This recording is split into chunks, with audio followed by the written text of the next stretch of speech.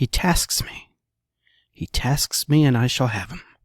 I'll chase him around the moons of Nibia and around the Antares maelstrom, around perdition's flames before I give him up. On today's Unnamed Real Estate Podcast.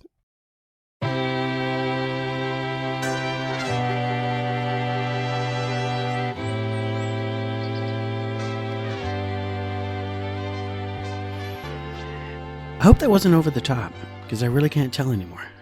So, hi, my name is Charles Ray Dawson. I'm the Associate Broker, Residential Sales Manager of ProStar Realty. This is the Unnamed Real Estate Podcast, episode 227.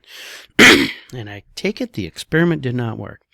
For you attentive, sharp-eyed viewers, you are going to notice that the angle of this camera is a little bit different because of my constant quest for quality and quality control, but mostly control. I reviewed last week's videos last night, and I noticed a couple things, right? One of is that habitual coughing that I do through all of the episodes, and I'm trying to figure out exactly what is causing that, and I have no idea what just happened there. See, cough again. I actually had the microphone stop working, and I got a little message that I noticed. Microphone is disconnected when I was trying to adjust everything. So I'm changing up the angle. I'm trying to keep this open, because here's the thing. I don't cough that much.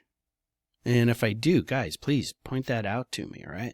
But it's very specific. I mean, if I can sing a 5-minute and 37-second song without coughing through the middle of it, and if I can have a conversation with people and not having to keep doing that, there's something going on here. So I raised my laptop so it's a good 2 inches higher up. I'm pointing this more directly at my face so you can hear me better.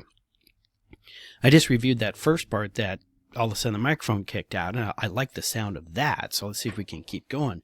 Maybe I just need to get obscene with this microphone, and some of you guys know what I'm talking about, right? But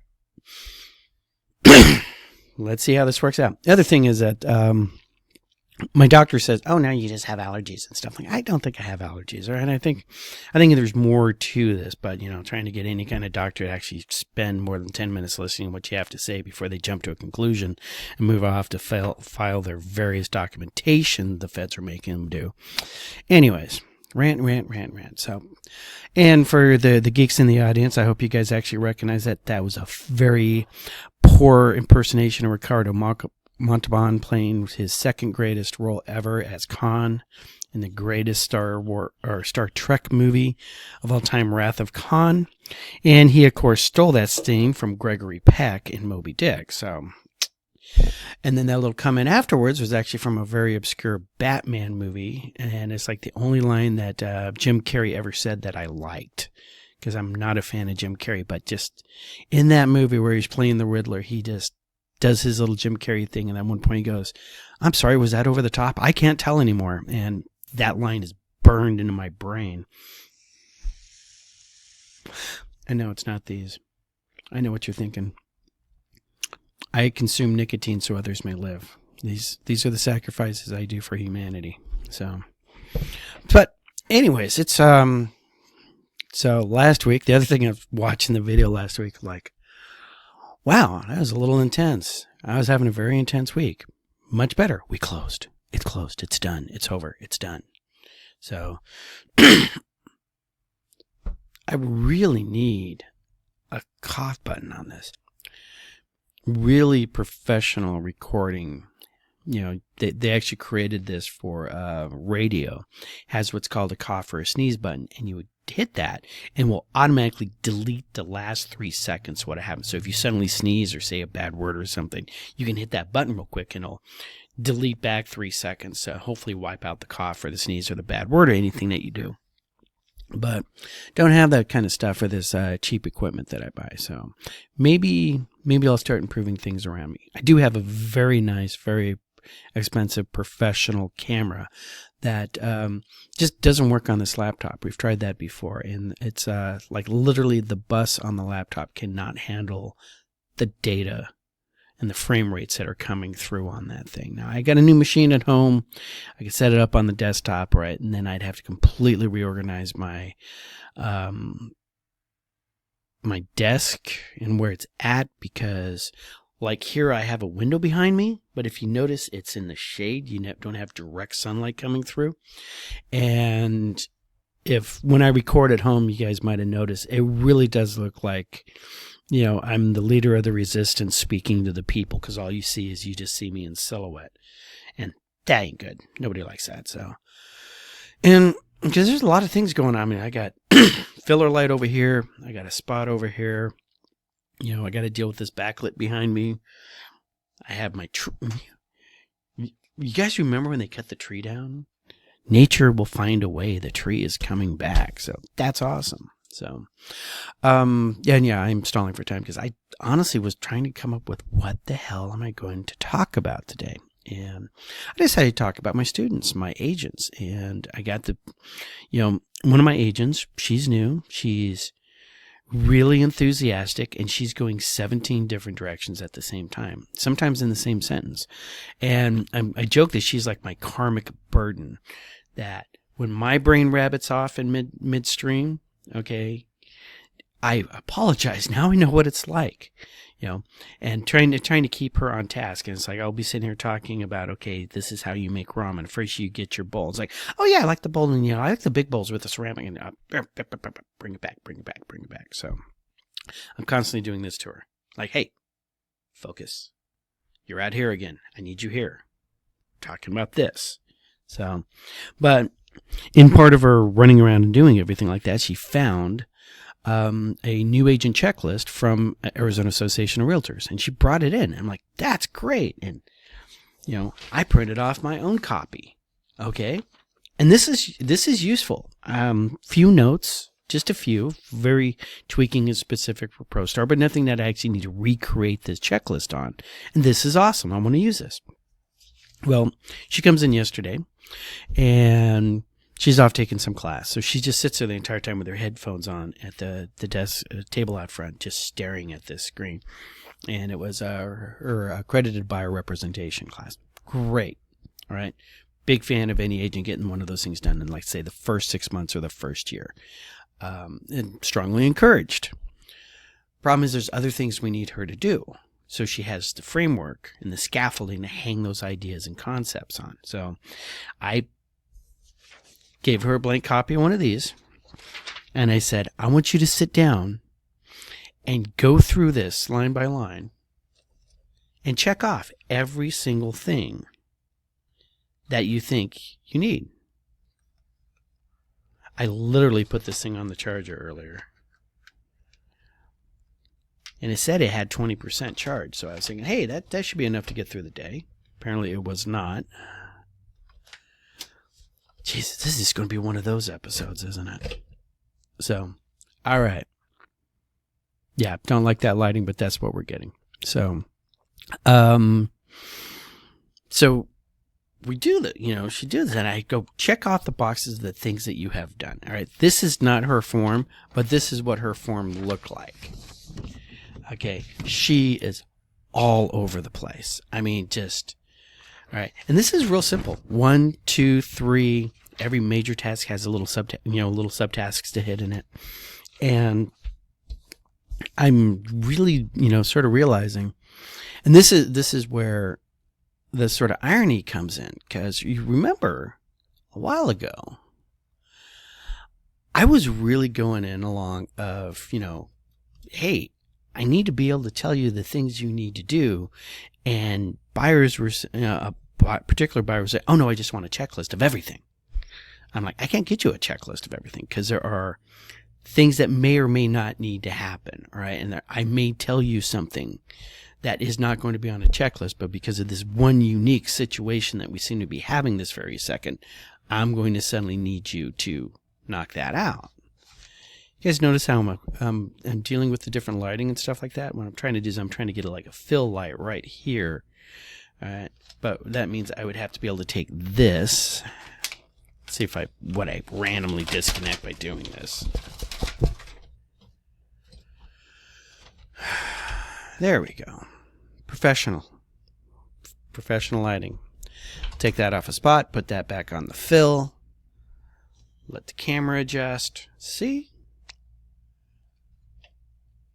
Even money chance that thing's going to do a death dive off of that shelf. All right, let's see how it works out. So,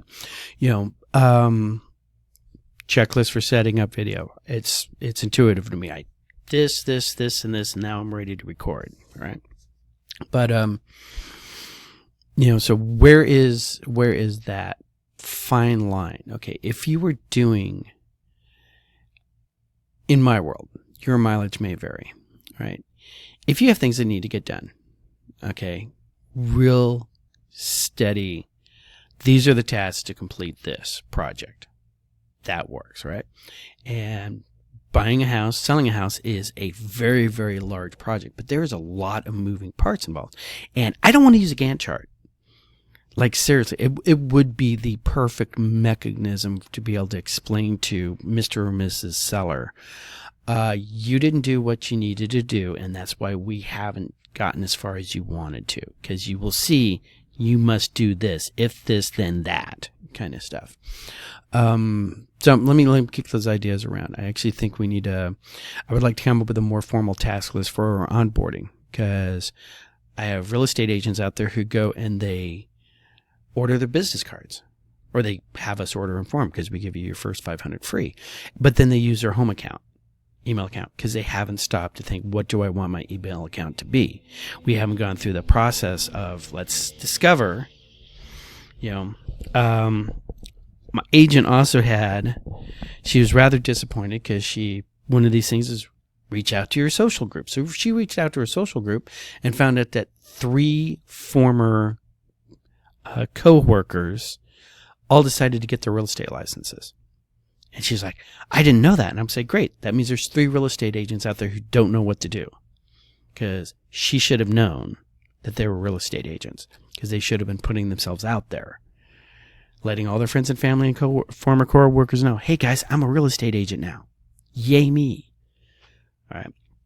And then she was, it's like, and then trying to explain to her, it's like, hey, yeah, that's 80-90% of real estate agents out there don't complete their checklist. All right. And it's the same thing. Millionaire real estate agent. I've told you a million times. It's a functioning process, right? That will work. You follow that, you will make money.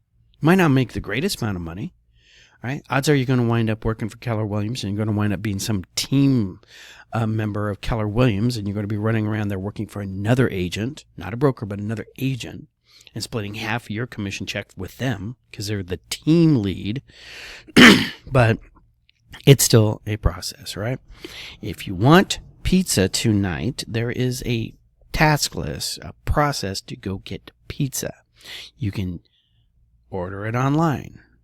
You can make a phone call to Domino's. You can drive your happy little butt down to Fry's and pick up a Red Baron, bring it back home, look at the back, follow the instructions, put it in the oven, either keep it on the cardboard thing or take it off depending on what type of crust you want. Notice that was a decision point right there, and so on and so forth. So I'm going somewhere with this. So in case you guys noticed, last week was sort of stressed out, having a good time, all right? Not the greatest closing I've ever had, all right? Client's happy. Client was actually pretty well insulated from all the drama, I think. I mean, she really did not realize how much bullshit was going on in the background. And she probably doesn't care. So the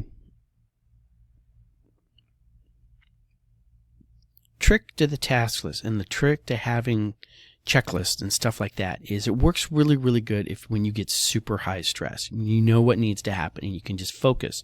You can, I think I've said this before, narrow your time horizon to the one task and not worry about everything else.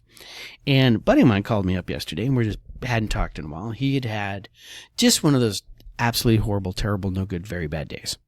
All right. He's going through his, all of the crap that was happening at work, from, trying to move trucks around, to losing gear, to this, that, and the other thing, to having to deal with bureaucratic paperwork bullshit and mindless supervisor minions who only know how to frickin', quote chapter and verse, and they're doing you didn't follow the procedure. I didn't know there was a procedure. Well, why didn't you know there was a procedure? Because you never told me you're the supervisor, and you just found out when I showed you there was a procedure.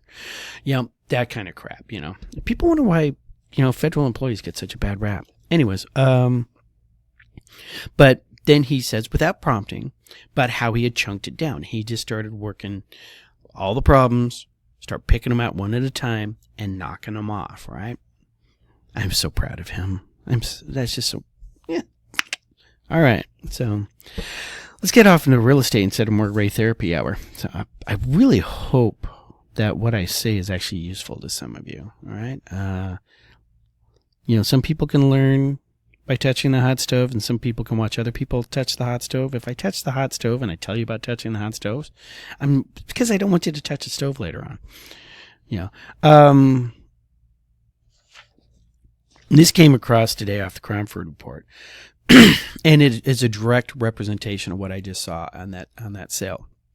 Buyers are getting froggy, and buyers are starting to ask for stuff that normally nobody would even think of. All right. And these are the things that are starting to get reported. And this is such a great mirror of what I was seeing. And it actually more that I really want to let you guys know, especially if you're thinking about selling a house, or if you're thinking about buying a house, what people are starting to ask for. Listing agents, buyers are starting to flex their negotiation skills. All right. When we hit the numbers, you'll notice, especially when we hit the Cromford Report numbers, but that's going to change soon because I got more information on that. Listing agents are telling them that these are the things that buyers are suddenly asking for. The interior to be completely repainted. Okay. I wonder if that means we want the house moving ready to paint winter's beige, or, we don't like the winter's beige. We want you to repaint it, and we're going to pick the colors out for you. All right. All the windows to be replaced because they were old single pane windows. All right. I've been asked that before back in the past, and we said no. All right. Still sold in the house. All windows to be tinted along with a specific contractor and price. That's a pretty big ask. New roof even when the current older roof isn't leaking. That sounds familiar. New air conditioner when the current older one is working. Didn't got asked that, but did ask, we want to have an inspector come out, inspect it, and then you do everything the inspector says need to be done. Open-ended agreement, we don't do those. Bathroom to be remodeled. All right, closet to be reframed because it was not perfectly rectangular. Okay, OCD buyers for the win. All right, so if you're sitting out there and you've been on the market for 60, 90 days, somebody comes wandering in there and like, oh yeah, we want a new house, but we like this neighborhood, so we want you to rebuild a new house on this lot. It will start making a certain amount of sense as long as you are aware of what, and learn how to say no. Okay. The original ask for that Benzer in the house that I just sold was in excess of $50,000. It really was. It is almost like they sat there and calculated her out and found exactly how much money she had left in her pocket, and they wanted it all. And they did it without any kind of shame. All right? They were asking about new cool decking, new surfacing the pool, new pumps, new filter. I mean, they just wanted a brand new house. Didn't ask for the bathroom to remodel, but they complained about what was being done. The contractor actually later told on them when they were talking, they were trying to convince the contractor to stop doing things. We don't want that carpet there. Don't put it down. Well, you haven't bought the house yet, and that carpet's going down because the sellers decide, well, they were just going to put this in anyways, tile in anyways. Well, then you put tile in, right? And carry the old carpet up. But right now, because you're not under contract yet, that carpet's going down. So it's also leads into something that we covered on Monday. To very poor attendance by my agents, by the way, is that houses are selling very quickly if they're in good condition and priced right. Okay. And that's always been so, but now we're talking great condition. You have to do a lot of pre-work on your house and get that house ready to show. And if you don't have the money right now, there are ways to get that through the various, programs out there like the Knock and the Curbio and all these other guys out there. That's huge, right? Because otherwise your house is going to be sitting there for 72 days, which is our current average days on market. Might be seeing some shift over there, but yeah. The other thing is because of these high interest rates that we have, I'm going to show you one of my brokers listing and what he is offering with a new lender he's working with. Look at that price.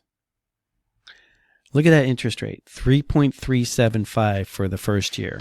All right. That's a 3-2-1 buy down. We've heard about it before. All right.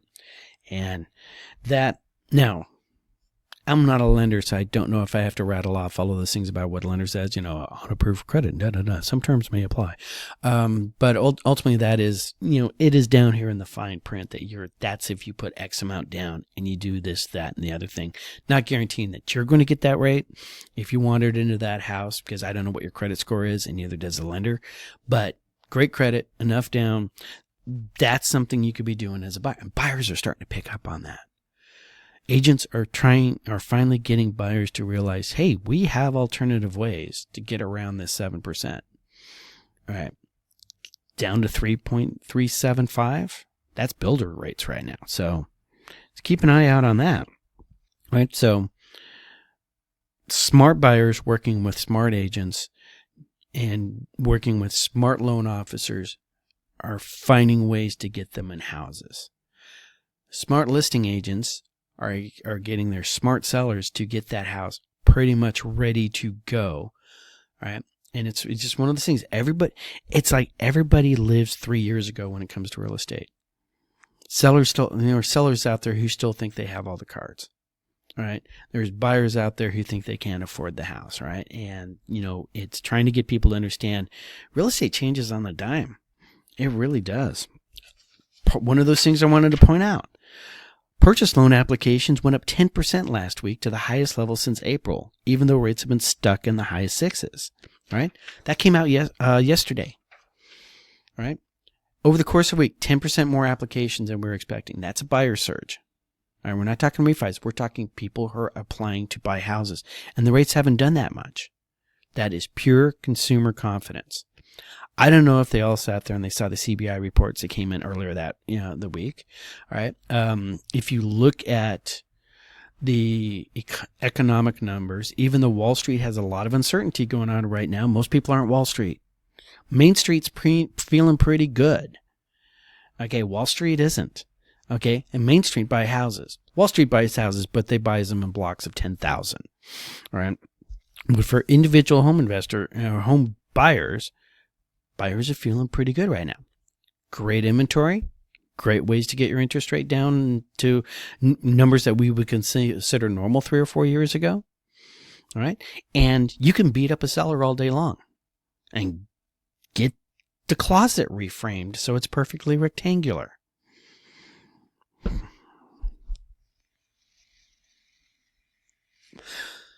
I would have said no. I would have advised my client to say no to that. I really would have. But that's real estate, baby. So let's go over the numbers real quick and then we'll wrap this up. Because the other thing I wanted to show you is, yes, we alluded to it last week. Did we crest on inventory? This is the 4th consecutive week now that inventory has been reducing. All right. It's not coming down a lot. Okay, but it is coming down. Okay, this is numbers on June 11th, 2025. Actives this week were 25,721, down 125 from the week before. Our new listings are 2,185, down 126. Contracts were 2,272, down 120. Okay, and our closings are at 1,416. Coming soon to an MLS near you, 584. I would almost say at this point that if you see the coming soons in the 500s, that is a lower amount of inventory coming in. Remember, actives and news. Actives is how full the tub is, right? New is how much the faucet is putting water in. All right. And the contracts and closings are the water coming out the other, out through the drain. So I've always wanted to be around 25. I think 25 is where we need to be. It's supposed to be, if we notice our conference report supply number, right, it's at 108.7. Okay, that means we're 8% more than what we probably should be looking at, or at least what they calculate based on population. All right. Our demand dropped down to 79. Demand is still contracting, but remember, does this number here reflect the 10% of new mortgage applications? Are everybody listening and talking to their lender first before they go get a real estate agent? Because I don't think you see that demand number change until people start looking at houses. All right, so that is a lagging indicator after mortgage opening, or this is prophecy. All right, but it gave us a conference report number of 72.6, which it was 73 last week, so it's still dropping. Right, we're still going more into a buyer's market, but I'm starting to think that might turn around. All right, and next big news, big news, Maricopa is no longer in last place. They've passed Buckeye, or Buckeye's fallen below them, however you want to do it, but Maricopa is still growing at 53.6, up 0.4 from this time last month. So I can't tell you why. I'm just so happy to see Maricopa pop up there, right? Plucky little Maricopa. That, and I just really like that neighborhood for first-time home buyers who do not need to work from home. My God, you can get a lot of house down there. You can get a lot of house down there with perfectly rectangular closets. My God, it's amazing. Fountain Hills also grew to 119.8. Okay, our biggest loser right now is Scottsdale, down 11%. All right, they are getting to the bottom end of the balanced market. A month ago, they were at 105. Now they're down 11 to 93. Could they be going into a buyer's market here? If they keep dropping like that, they'll be there in 2 weeks. They'll be there by the end of the month. All right. Let's just go. The ones that are growing, all right, Fountain Hills, Paradise Valley, Goodyear, Surprise, Maricopa. All right. Our biggest loser right now is Scottsdale. Our buyer's markets right now that we're looking at is going to be Cave Creek, Peoria, Goodyear, Surprise, Queen Creek, Maricopa, and Buckeye. That's where your deals are at, people.